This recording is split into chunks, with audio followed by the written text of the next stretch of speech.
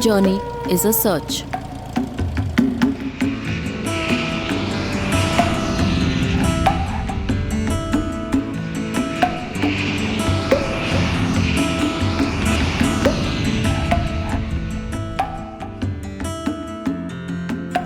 Every journey is a search, a quest to unravel the self.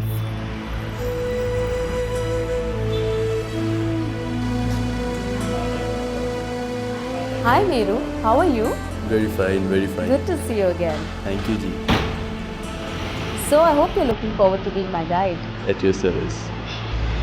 So Meru, tell me more. So you are in Kulu. So Kulu is known as the Valley of the Gods. Devbhoomi, the land of the gods. Yes. Devbhoomi, the land of the gods. This time, I go forth to encounter the reality of experience. The collective consciousness of a system of belief. Unique in its cultural context, but common to all our histories.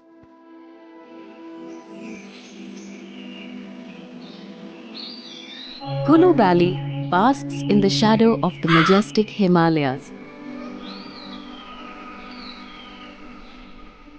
The land of the gods is a pastoral delight. People live off the land, mostly in villages. The lifestyle here is simple, and the people seem hardworking and sincere.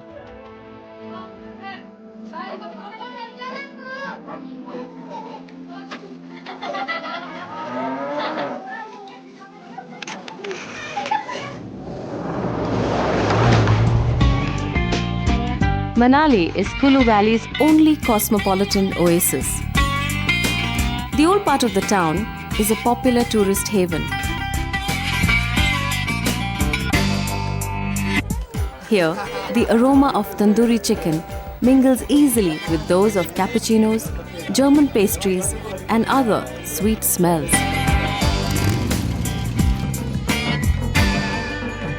But even beneath this urban veneer, ancient myths and legends live strong.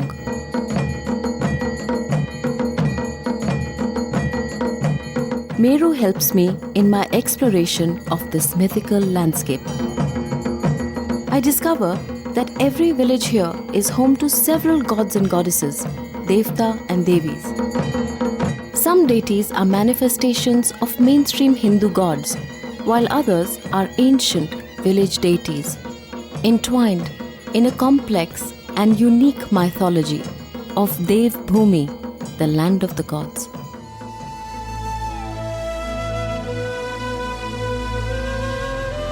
In the heart of Manali, nestling in a cedar grove, lies the legendary Hadimba temple. This 15th century pagoda-style temple houses the patron goddess of the valley, Hadimba Devi. Hadimba Devi is renowned as a powerful goddess and wish fulfiller.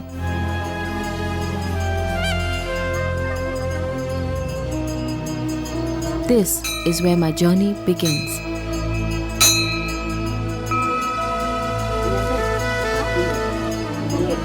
Legend has it that Hadimba was a demon princess. She gained prominence when she married the great Pandava warrior Bhim of the Hindu epic Mahabharata. After intensely meditating for several years, apparently in this very cave, she attained goddess status. I offer her my prayers to invoke her blessings for my quest to unveil the mystery that surrounds her world.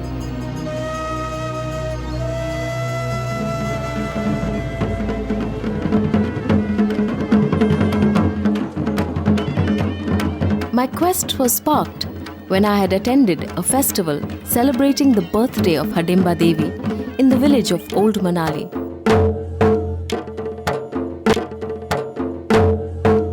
It was a riot of color and sounds.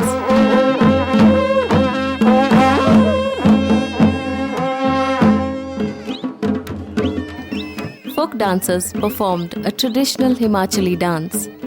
Local men wore their customary caps, signifying their region or village, and the women were in their traditional woolen wraps, woven at home.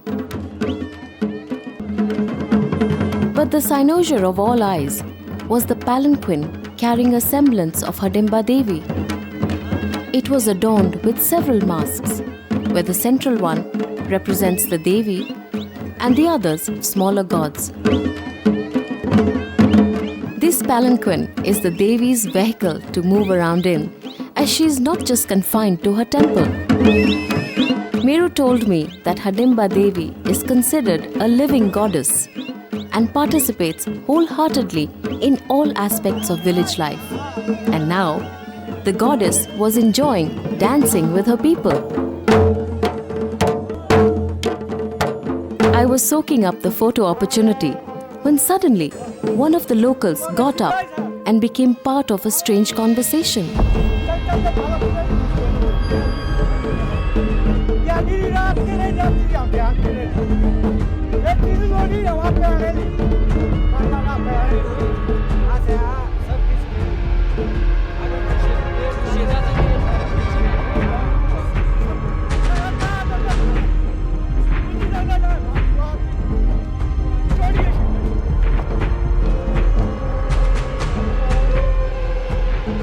This was my first encounter with Tularam, the shaman of Hadimba Devi.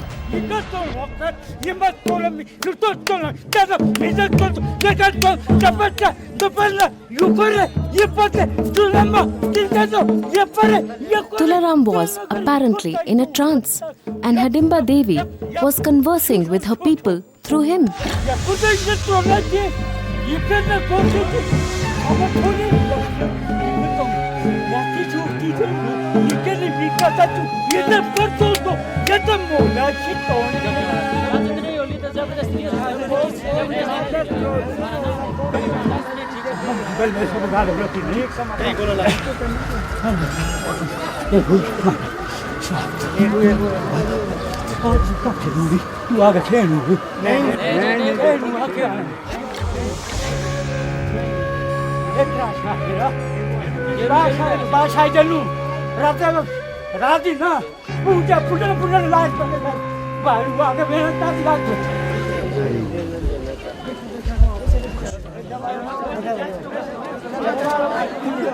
I was intrigued by what I had witnessed, so I turned to Meru for an explanation.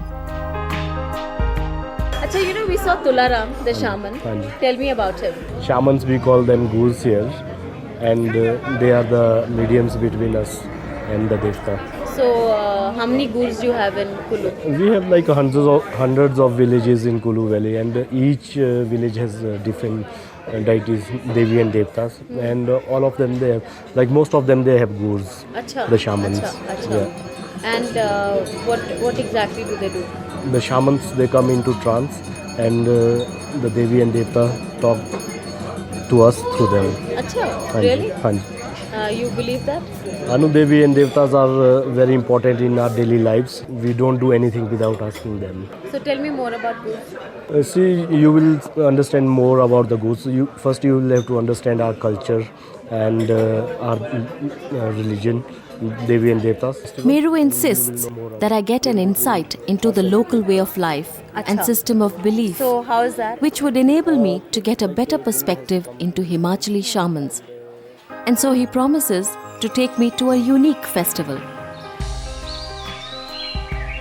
A week later, Meru and I make our way to the village of Old Manali. Unfortunately, it looks as if it's going to rain. Throngs of locals are also going to the Manu temple for the Hadimba Devi festival. Meru tells me that today is Hadimba Devi's birthday, which is always celebrated with great pomp and splendor. The festival will begin here at the Manu temple. Hadimba Devi sits resplendent in silks and jewelry in the temple courtyard. And it is from here that she will make her way back to her own temple in a ceremonial procession. but I'm keen to spot Gur Tularam, her shaman. And when I do, he's dressing up in the shaman's ceremonial robe.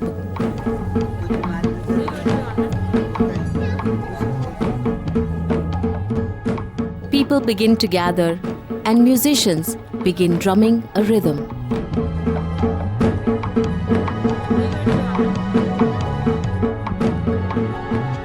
I notice another cloak-clad figure. Meru tells me that he is the Gur of sage Manu, as every deity has their own shaman. Together, they begin to ritually invoke their goddess, Hadimba Devi.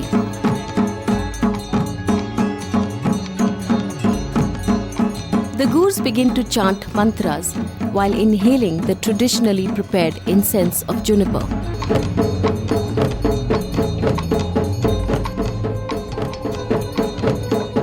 The officiating priest aids them by ringing the Devi's sacred bell.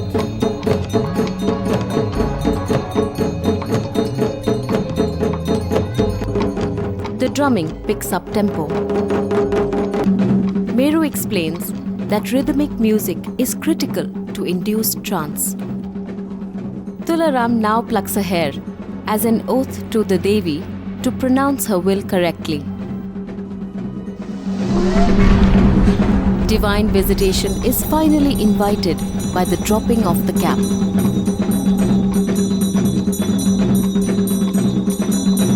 Tularam lets loose his hair. Meru tells me that the mark of a Gur is his long hair, which is believed to be an aspect of his power. The ceremonial horns are blown.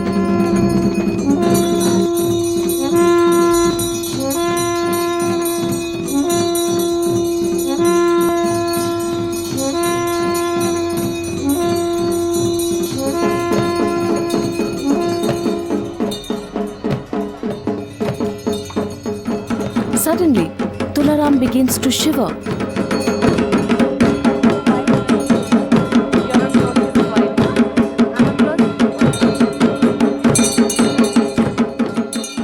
And then shake violently.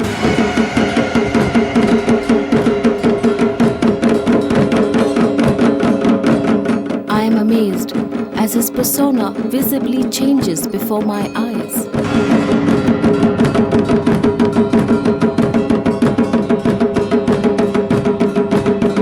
Meru tells me he is now in a trance, an altered state of consciousness which allows the spirit of the goddess to enter his body.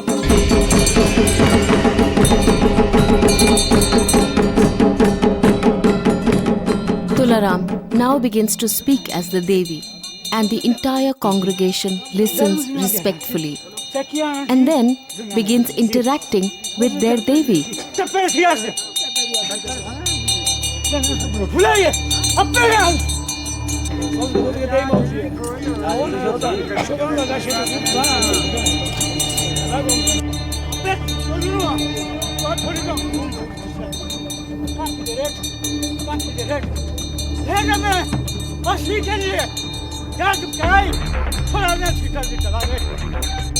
Tularam is absolutely awe-inspiring, transformed into the Devi's medium.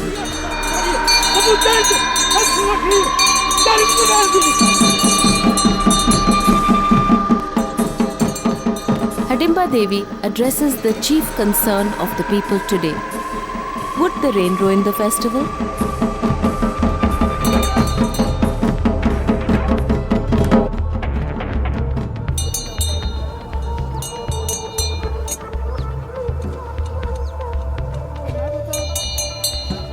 I ask Meru if what Tularam had said would come true.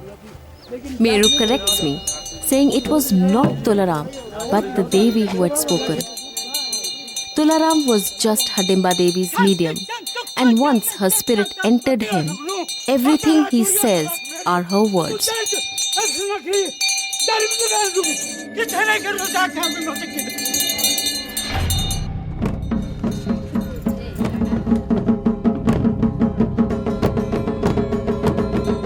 I notice the absolute veneration that the locals have for their Devi.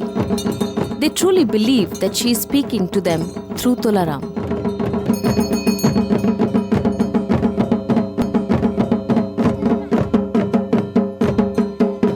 Hadimba Devi begins her journey back to her temple through the narrow lanes of old Manali.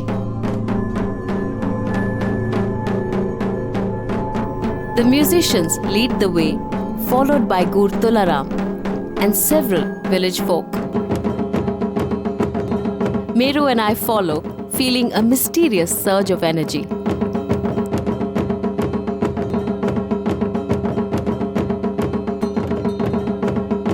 Hadimba Devi's palanquin makes several stops at village homes where devotees make offerings to their Devi. They share an intimate relationship with the goddess, for she is their loving mother, adoringly referred to as Hadimba Ma.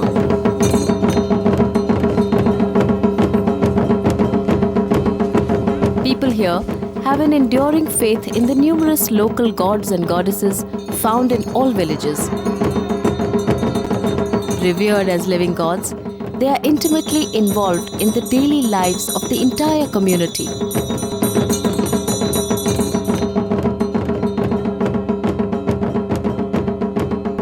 How this participation of the divine played out, I would come to understand by and by.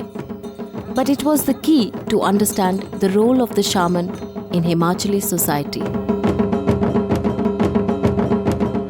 Hadimba Devi's procession makes its way towards Hadimba temple.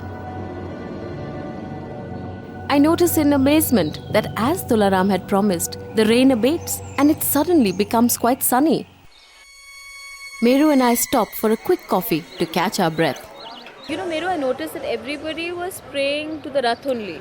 Yeah, everybody will pray to the Rath only because this is the main deity. Oh, I see. So basically the Rath itself is the Devi. So meaning if the Rath is in front of you, the Devi is in front of you. That is like a divine personification. Yeah. Achha, so Meru, tell me, I've heard that a lot of other Devi Devtas are coming for the festival. Yeah, at this time of the year, like there's a lot of invitations from the village because this is sort of a culture. We invite the other Devi Devtas, so they come to this festival, and when they have their festivals, then we go to their festivals. So these were the melas, we call them.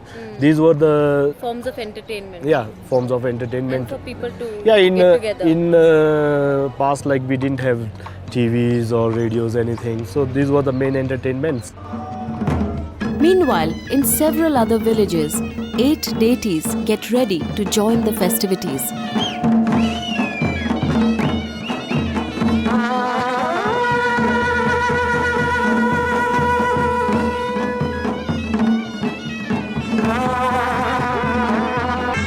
As living gods, the Devi and Devtas of the valley are bound by ties of friendship, kinship, and social obligation, pretty much in the same manner that locals are.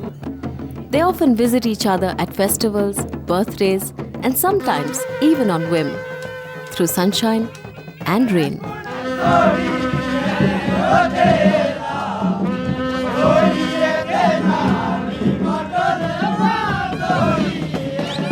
The gods of Kulu have such an active life that their affairs are managed by a council of village members. A priest who conducts prayer ceremonies, a manager who oversees all the affairs of the deity, but most importantly, the musicians who have learnt over generations to play the music to the dance of the divine. But do you have special families who are bhajantris? Yeah, we have special families for bhajantris. They play the main role in like the Downsi. He changes the beats. So all the musicians, they have to change the beats. And then when you are playing those horns, so with that the shaman comes into trance. But tell me, when this music happens, don't you feel the effect of it yourself? Yeah, I do feel the effect because it's so strong Yeah, I that know, because even sometimes. when I was listening to it, I was also feeling, it's very powerful. You also feel it? And it's, So all of you must be also feeling it. What yeah, do you feel? it's really powerful. Sometimes I feel that, oh God, I'm coming into trance. Really? Yeah. After hearing the music, yeah. Chalo, let's run. Otherwise, we'll be Yeah, scared of- okay, I'll finish my coffee. Let's go. Hadimba Devi's procession now reaches her temple precincts. Both the gurs again invoke the Devi. Meru tells me that every deity chooses their own shaman. The chosen person begins to experience peculiar signs.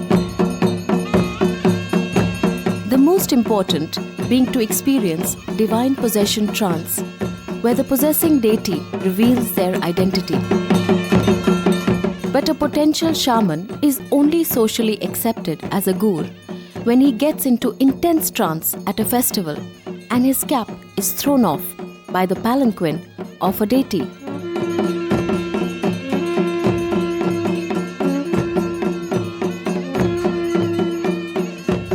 Once he is declared as a gur, he may go through a period of training under a senior gur. Soon, people begin to communicate with their deity through him.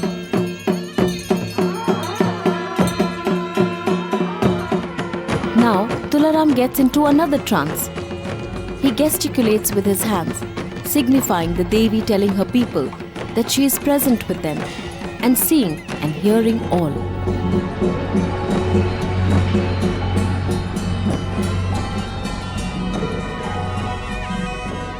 Finally, Hadimba Devi arrives at her temple amidst a jubilant crowd.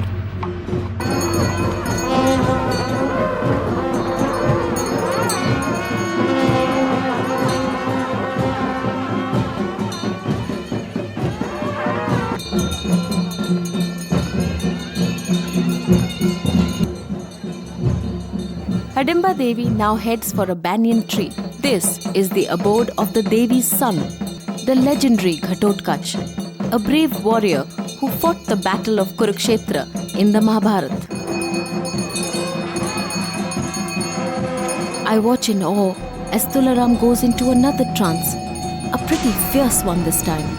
He sticks his tongue out, signifying the famous pose of goddess Kali, whose manifestation Devi Hadimba is. A palpable flow of energy seems to emanate from him.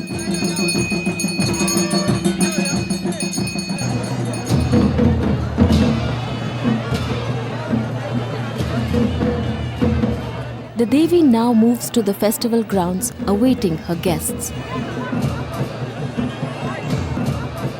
Other gurs and village folk arrive, escorting their Devis and Devtas.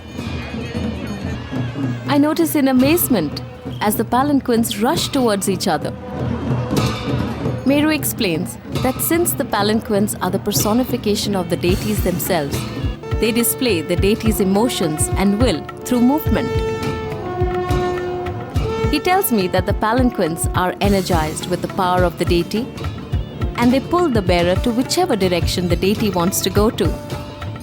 The palanquins run in unrestrained delight to greet other deities and show great excitement in meeting them.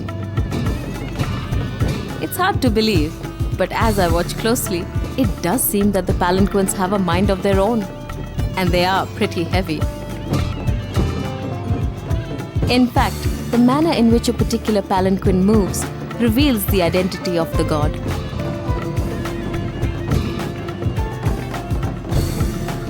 And this one, with the swinging serpentine movement, is a Nagdevta, a snake god.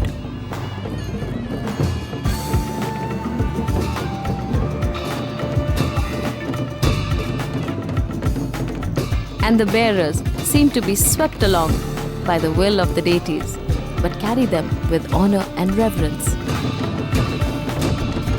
The sense of prayerful celebration is euphoric. The 9 visiting Devi and Devtas are seated.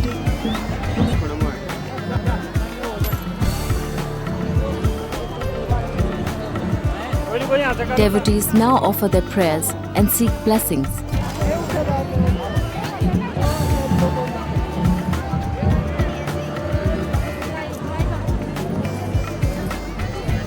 the palanquins may seem similar from afar, I notice that each one is quite different from up close.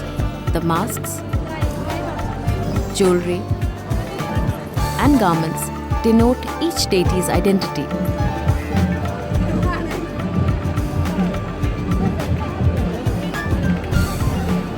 I am fascinated when a curious ritual called Dev Khel begins, which literally means the dance of the divine.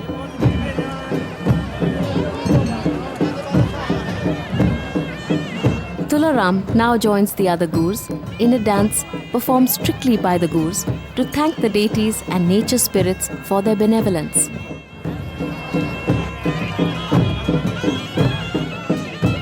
Meru's family joins us for the evening's celebrations. The Gurs now dance with iron chains and swords, signifying the weapons of destruction that their deities used in the past to subdue demons, ghosts, and evil spirits.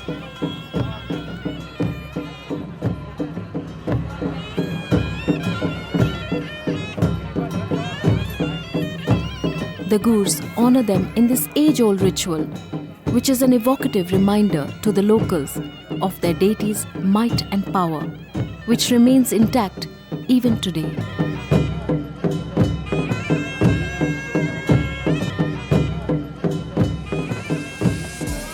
Soon, all proceed to the Hadimba Devi temple, which looks quite magical.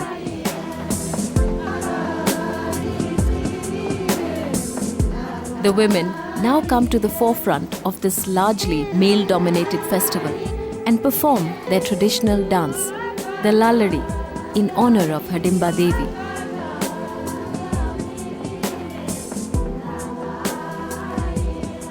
The overwhelming faith in their goddess and her living presence is absolute.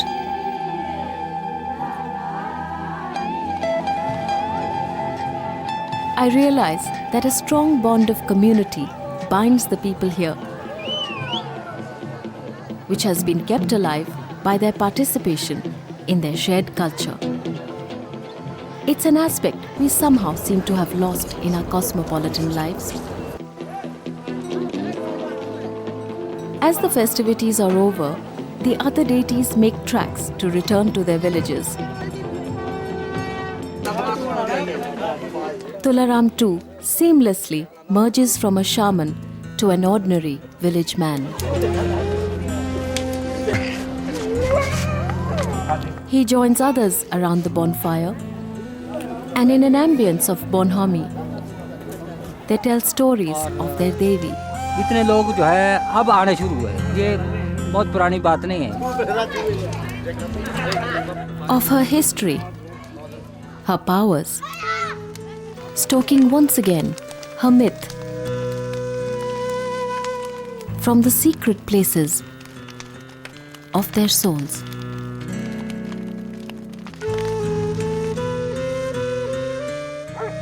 Back in my cottage, I mull over my day. Meru was right. My experience today had given me an insight into the cultural context of the shamans. The way of life here was emotionally vibrant, so far removed from my urban existence. This was a different reality, which was sustained by a rich mythic belief system, and it formed the collective consciousness of the people here. But I was still curious about Tularam.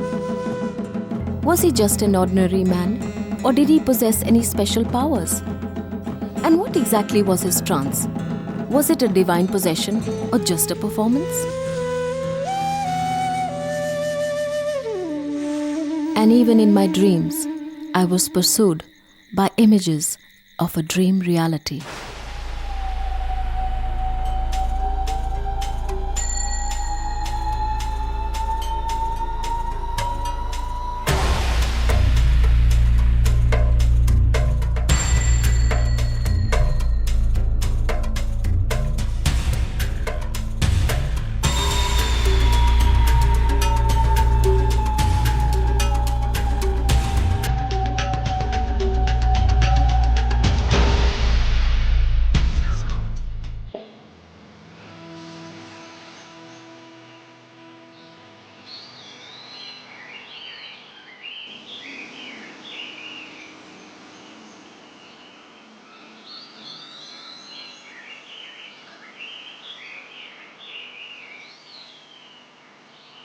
Over the next few weeks, I set out to find out more about Tularam.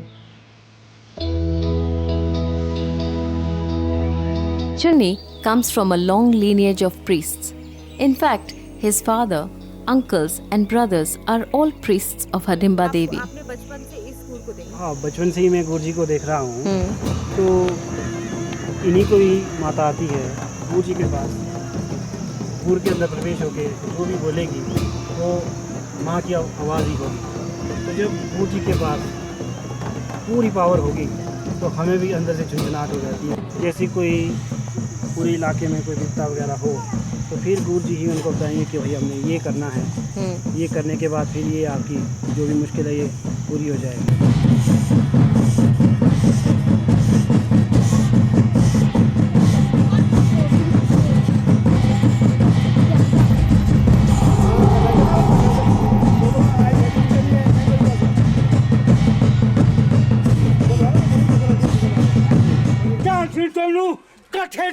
पर ये group का जैसे खेल आना तो काफी लोग कहते हैं कि मतलब ड्रामा हो। आप क्या सोचते हैं? नहीं, ड्रामा तो नहीं होता है। कुछ एक सच भी है, कुछ एक यानी कि ड्रामा भी करना पड़ता है। ऐसी बात नहीं है कि भाई यानी कि दिन में पूरे दिन भर यहाँ माता जी आपके ऊपर अंदर प्रवेश हो, तो कुछ एक लोक लाज भी होती है। तो बाकी थोड़ा सा यानी कि ढोंग भी करना पड़ता है। तो कभी कभी यानी कि लोगों का विश्वास रखने के लिए भी थोड़ा सा नाटक करना पड़ता है। I realize that the ability of getting into trance is an essential aspect of being a gur. It is an exhibition of being the medium of a god and reinforces the community's belief in the divine.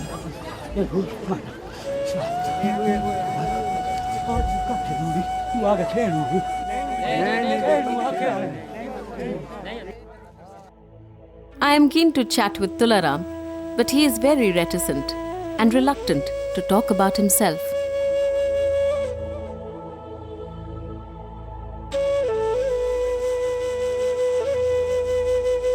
However, he invites me to his home a week later. In the meanwhile, I gather some information about this enigmatic man. You would never know that this man was a powerful shaman if you saw Tularam going about his daily chores. Though uneducated, he is hugely respected as the medium of Hadimba Devi. Tularam is a Harijan, a caste considered almost untouchable by many. In India, the Hindu caste system was very rigid, and higher castes did not mingle with those considered lower. In fact, even today, most locals will not eat or drink anything from Tularam's house. However, his status as a gur is a great equalizer.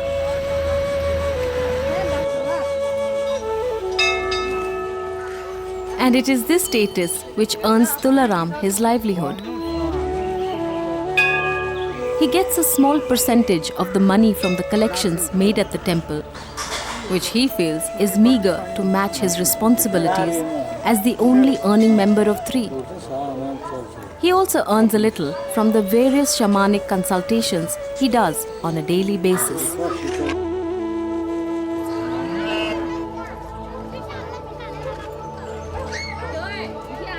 Tularam lives simply in a tiny cottage in the village of Old Manali, along with his wife and son. His life is totally dedicated to his goddess, and even at home, he holds prayers for the Devi mornings and evenings.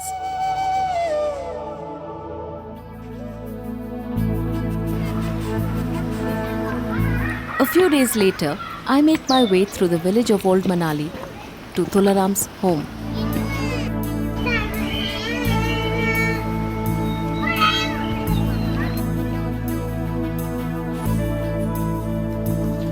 साहब, ये तस्वीर आप बता रहे थे आपके पिताजी हैं ये? पिताजी है। अच्छा। माता जी में गोद में है। अच्छा। बड़े शाली था ये। ज्यादा जानते हैं। फिर मेरे को बोलते हैं पढ़ो। मैंने कहा नहीं है आप ठीक है।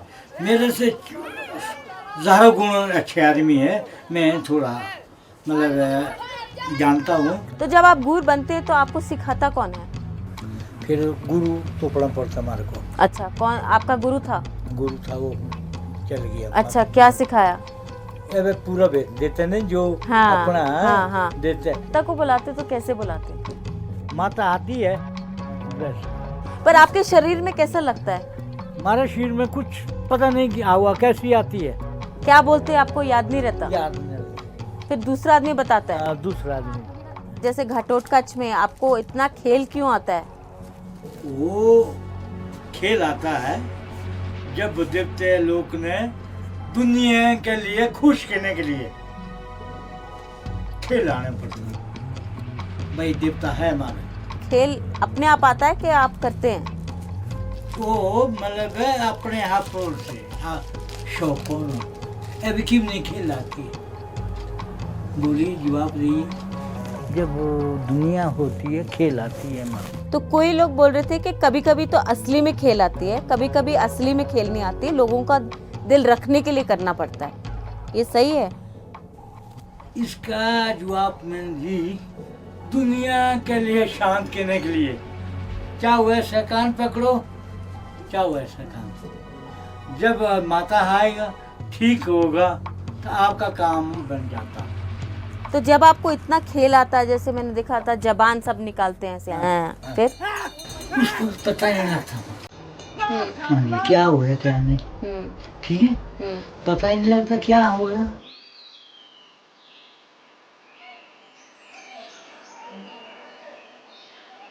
Later, Tularam walks me out. And as I watch him greet a friend, I realize that even though he's not very articulate, he is a master showman. And in that lay his brilliance.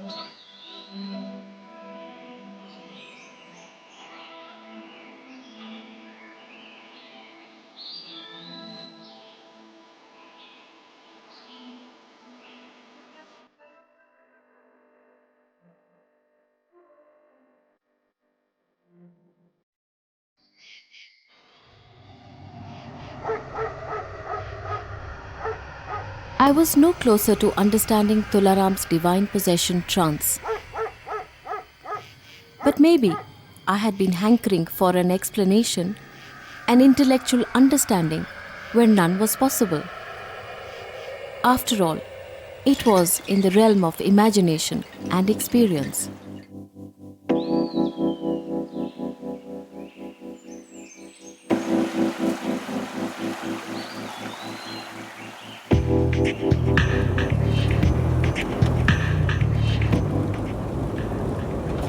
I followed Tularam around for a few months and learned more about his shamanic role.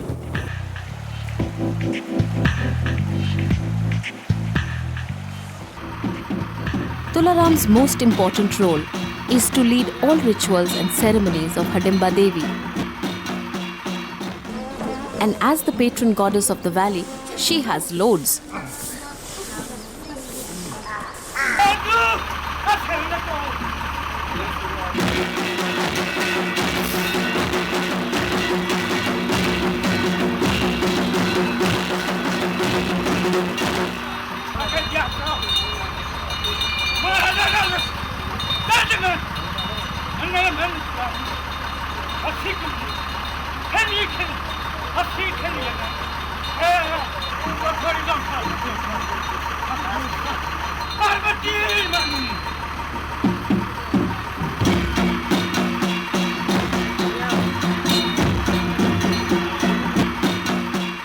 Festivals, weddings, birthday parties, village prayers and feasts are all attended by Hadimba Devi and of course her gur, Tularam.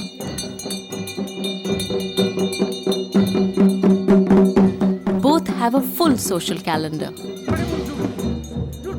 All along, Tularam evokes the mythic imagination of his people. And by actively participating in these sacred customs, locals connect to their mythos, the vast storehouse of community memories which allows them to keep in tune with their natural rhythms of life.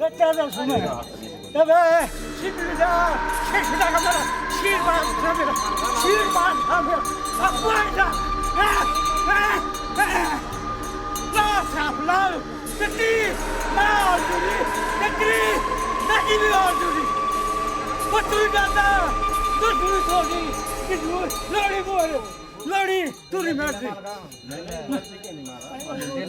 ये था पिछले बनानिया पिछले में बाहर Barua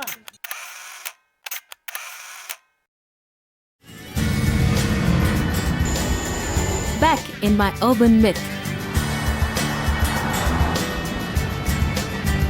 I meet up with the eminent psychoanalyst and author Dr. Sudhir Kakkar to get his point of view on shamans. Well, the shaman's role is a very important one in any community, and the most important is to connect it to the sacred. He is also the transmitter of the past and the mythology of the community, so he is a storehouse of the myths of the community. So his role as the kind of a glue for the community, and all this is done through very, very effective ways. Dramatic performance, and dramatic performance is more effective in communities which are not literate, or even literate communities. People prefer drama much more because that involves emotions. And it impresses the conscious a lot more. It much more. We all know that Yes. any information, even if it is given in form of stories with a lot of emotions, you retain it much better. So that is the main sociological function of the shaman, informing the community, the basic information through dramatic performance. But when he goes into transpossession, what's happening? When he goes into transposition, what is happening is that there's an altered state of consciousness he is coming into. An altered state of consciousness, he accesses another personality. Now, most of us do not have personalities and are unconscious. We have various kind of small bits and pieces. In the shamans, through long practice, all those bits and pieces have combined into one personality, the Devi. Is the spirit of the Devi entering him? That is a difficult thing to say. I mean, I would say no. There is no such thing outside us. Our minds are inside, and all the spirits which one is talking of, that everything is really inside. These are our projections onto the world.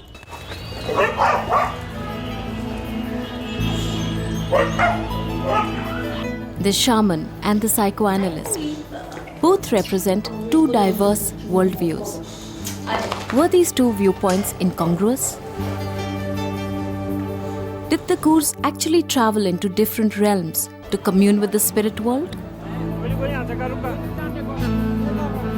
Ensconced comfortably at home in Delhi, Manali and the mysterious world of the shamans seems magical, a different reality, into which I would once again dive in to meet more fascinating shamans and discover what gives them such prominence in Himachali society. The dance of the divine would lead me to cosmic conversations.